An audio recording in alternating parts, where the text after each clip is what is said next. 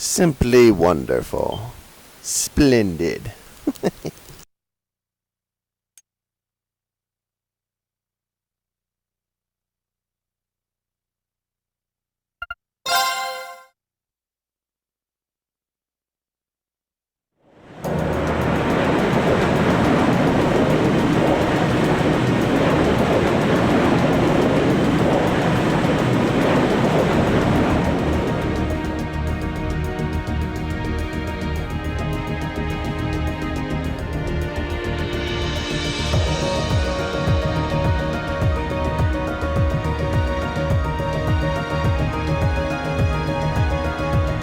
If that is all, I will return to a state of inactivity.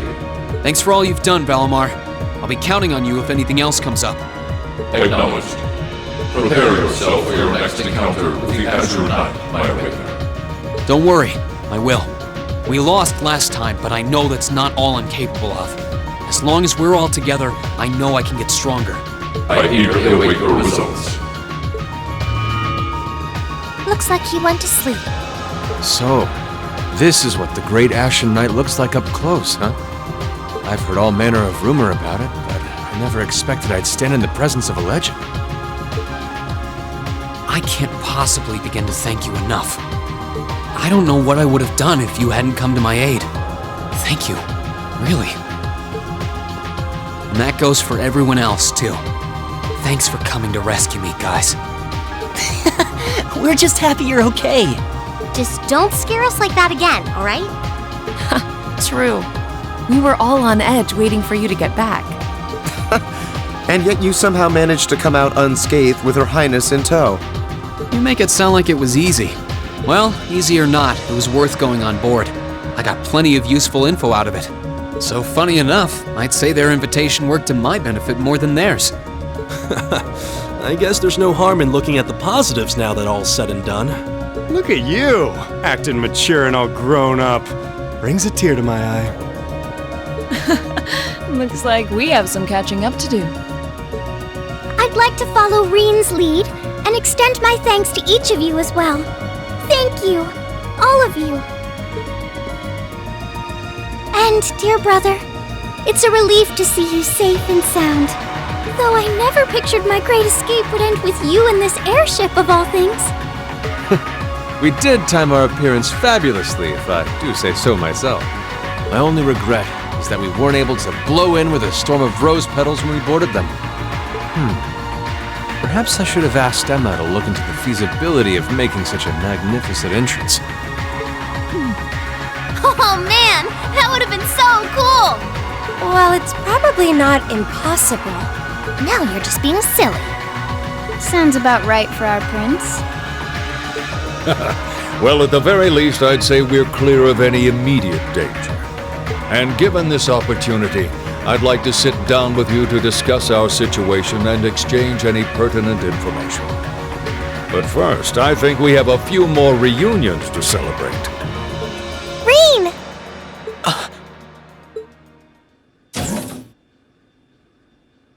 Toa! George! I thought I heard your voices when we started flying away from the Pantagruel, so you were on board too? You bet. Good to see you, Reen.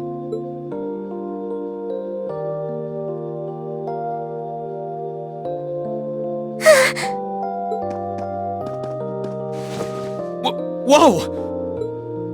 It's really you. You're really okay. No sooner had we found out that you were still alive, we got told you had been taken by the Alliance. We've been so worried about you. I'm a real troublemaker, aren't I? Sorry, Toa, but I'm glad to see you and George made it out okay. Everything I've said to you has been at the back of my mind ever since we parted ways in Trista, and it's kept me going every step of the way. So, thank you. Oh. You remembered. You promised me you wouldn't die. And you didn't. We still need to work on that one, but I know you're not the kind of guy who'd go back on his word. See? Reen's a guy you can count on.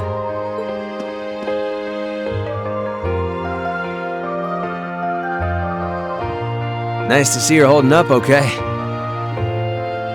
Still can't believe you made it through all that fighting in Trista in one piece, but...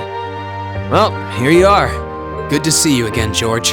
But how'd you two end up on the Courageous to begin with? We'll bring you up to speed once we all sit down for our meeting. There's a conference room on one of the upper floors. We can meet there when you're ready.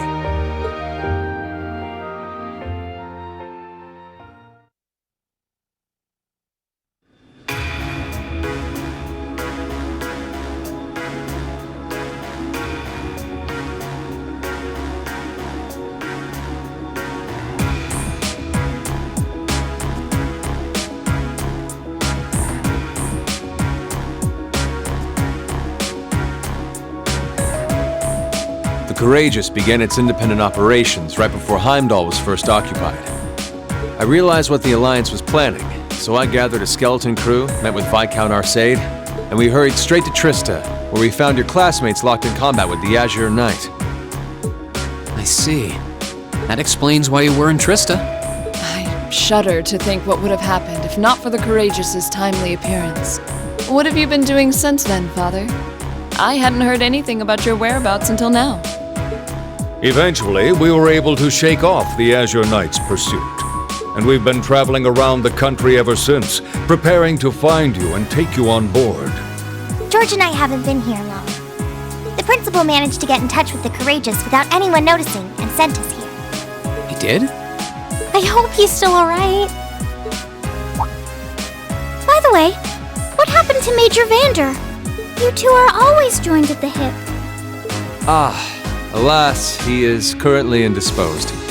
His military obligations have him heading up the 7th Armored Division in Western Erebonia.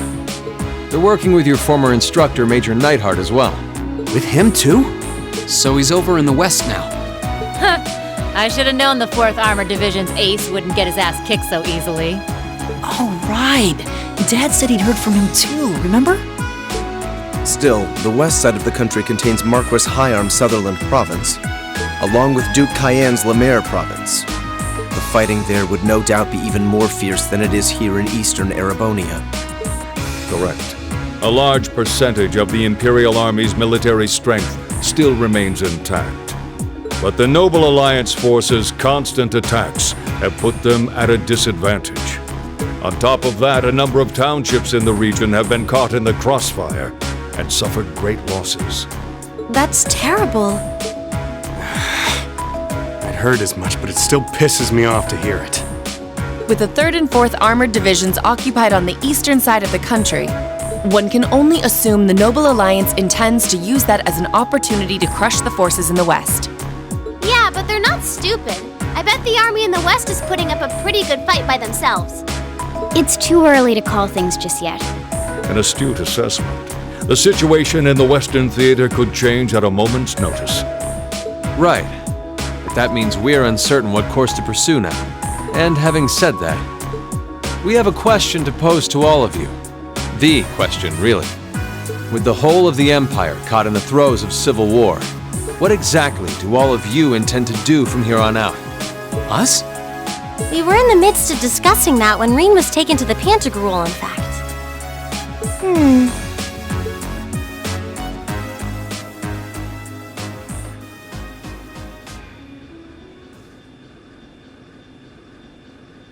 This is a full-on war, and our fellow Erebonian countrymen stand on both sides. No one here is delusional enough to think that a group of students like us are capable of stopping it by ourselves. Still, during our field studies, we found ourselves up against the problems this nation faces again and again. And because we have that experience, I believe there's a place for us to change things in all this, a part only we can play. We may not be able to compete head-on with the Alliance, but together, we can move things in the right direction for Erebonia as a whole. That was wonderful, Reen. Still, we aren't all gathered here for the same reasons. Be it rescuing Elise or settling things with Crow, we've all got something that we personally want to accomplish. But accomplishing those things won't be possible with the situation as it stands. And that's why, no matter how stacked the odds are against us, or how fierce the fighting becomes, we want to put everything we have into making all the difference we possibly can, in whatever way we can. I think I speak for everyone in Class 7 when I say that. You bet. I agree completely. We may all come from different walks of life, but this time, that can work for us. Exactly. We have something no one else does, and because of that, we can do things no one else can. And what kind of class would we be if we didn't take advantage of that to protect the people and things we love? As well as find our own answers to the questions we have looming over us. As Reen said, however big or small it is in the long run, we have a place in this war, and we have every intention of following it. Sounds like it'll be a pain, though. No biggie. We're Class 7. Throw in a few of Reen's trademark speeches and we're raring to go. Look at you kids. You all sound like you've really thought long and hard about this. That's the Class 7 I'm proud to serve. And you guys aren't the only ones who feel that way. Everyone at Thors has something to bring to the table. Remember the Academy's motto? Arise, O youth, and become the foundation of the world. Oh, yeah, that's right. That was what Principal Van Dyke said to us at the welcoming ceremony. The words of Dreikels the Lionheart serve to inspire us to this day, it would seem. Of course. They ring as true as ever. It's like you didn't even have to think about it. You guys just knew. Yeah, you should be proud of yourselves. And it's true that Thor students are scattered all over the country right now. But I'm sure that each and every one of them are fighting too, and they feel the exact same way that you guys do. I understand. Your Highness. Indeed. I figured you would have already given it some thought, but I wasn't expecting such a stirring conviction. But I think this at least settles the matter of what course to take. If you would do the honors, Captain. As you wish. We're about to do something neither side would ever expect us to do. We're going to entrust this ship to you. From here on out, the Courageous is yours to command as you see fit. What? What? Father, would you mind elaborating? It means exactly what it sounds like. The operation of this ship will be left entirely to your discretion. I imagine your journey to make a difference in this war needs a home base to begin from. Well, yes, but... But then what will you do? We plan to disembark and make our way to the western provinces. Once there, we'll begin working with the 7th Armored Division and the other neutral forces in the region. The intention is to ensure that as few innocents as possible are harmed by this conflict. I was actually worried this airship might prove a bit too conspicuous to aid us in pursuing that goal. But with us headed west, we'd be leaving all of Eastern Erebonia in your hands. Wow. I see. That does make the most logical sense. Kinda. If we've got the Courageous, we could give our third faction some real weight. Neither side could afford to ignore us. I'm not even sure the Guild could come up with a plan this wild. Well, it's fair to say I've learned a lot from the way the Guild's members handle things, yourself included. Oh, and Alphen? Yes? I'd like to ask you to remain on board the Courageous as well. This ship is technically the property of the Arner household, fathers in particular. It should give them a certain freedom to act if they have concrete backing from a member of the Imperial family.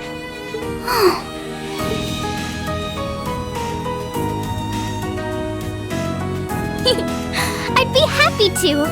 Henceforth, I, Princess Alphen Raisay Arner, will guarantee the legitimacy of their actions. So do whatever you see fit to do. You have my full support. Thank you, Your Highness. Wow! We are truly honored to have you with us. No turning back now. Yeah, seriously.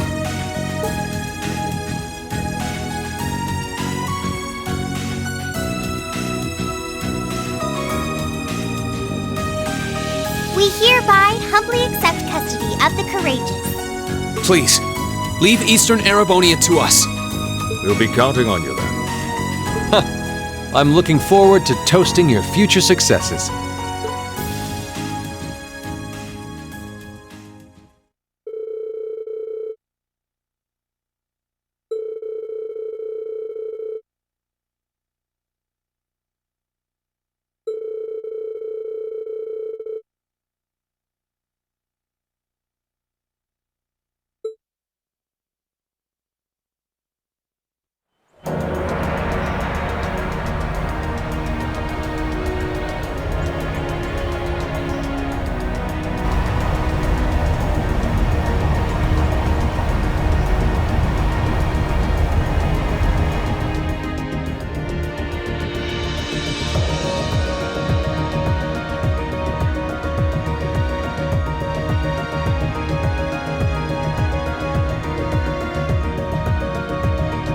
I'm leaving you in charge of the Courageous' day-to-day operations.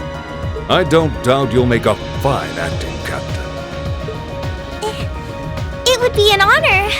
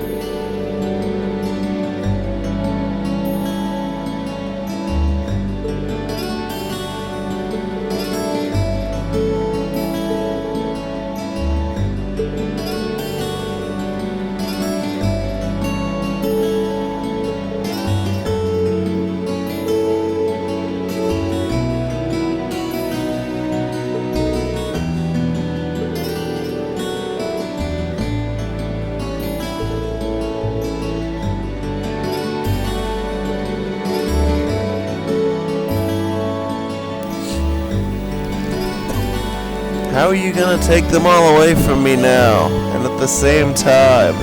It's not fair. You can't do this to me. I mean, look, I get that it's Class 7, but good lord, man, I can have at least one of them to choose from at any time to be on my team. Oh well.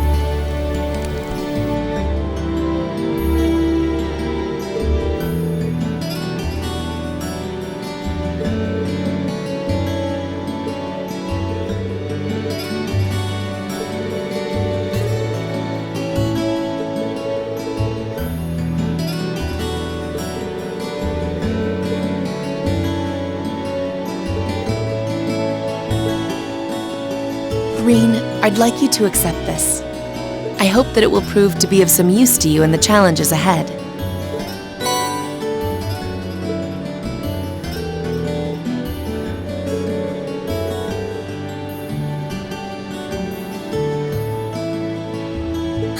You needn't thank me. I just did what I felt was right.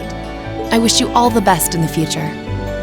Not as a member of the RMP, but as a graduate of Thor's Military Academy.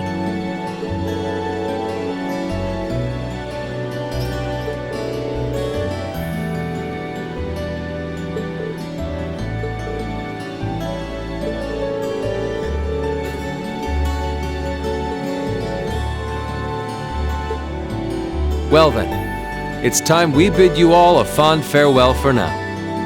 Chin up, Alphen. I'm counting on your charm to keep everyone motivated.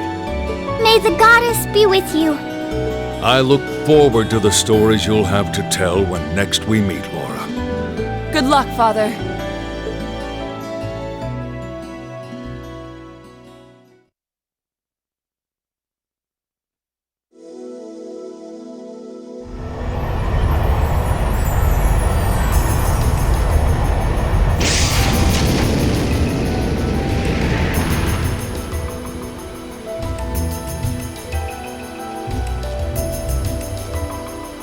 Well, there they go. You think they'll be okay on their own? Only the goddess herself knows for certain. Still, with some already calling this a second advent of the War of the Lions, I can only hope they make it through unscathed. Oh, I'm sure they'll all be just fine.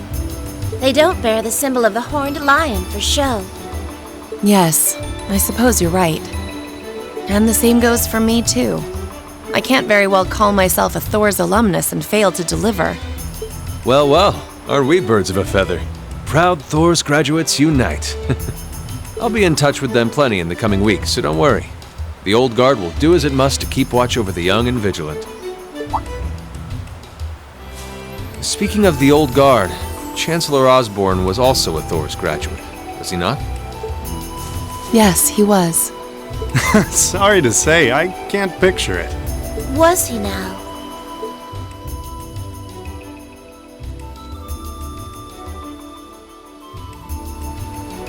He and I may have had our differences, but I still feel a certain loss with his passing.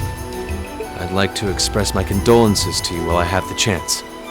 I'm afraid I never had the chance to truly get to know him, but there's no doubt in my mind that he was one of the greatest men of our time. Thank you. Still, it must be tough for you with Heimdall under the Alliance's thumb. Were you able to find out where his funeral was held? Actually... Captain? Is something amiss? It's just that I received a strange report on that very issue. I was told his body was taken into the custody of the Imperial Guardsmen when the city was occupied. But then after that, it simply disappeared at some point. Disappeared, you say? Is it possible the Reformist faction could have taken it from them? I'm afraid I don't know. It is possible that the Intelligence Division did something to that effect. A disappearing corpse is certainly cause for concern. It's difficult not to draw parallels with the Lance Maiden's sudden death following the War of the Lions. Unbelievable. I'm almost impressed how much trouble one man can stir up, even from beyond the grave. He had so many plots in motion, I doubt even his death put a stop to them all.